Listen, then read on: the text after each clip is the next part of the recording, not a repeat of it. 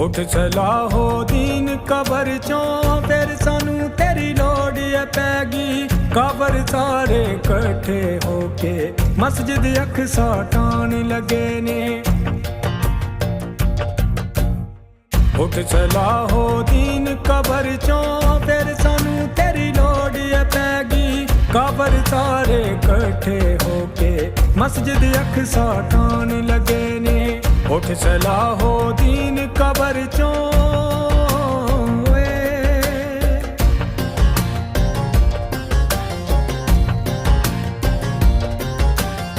किबला अव्वल कौन लगे ने। मोमिन सारे सुते पे ने। नबियां दी वरासत साथों काफर मिल के खून लगे ने।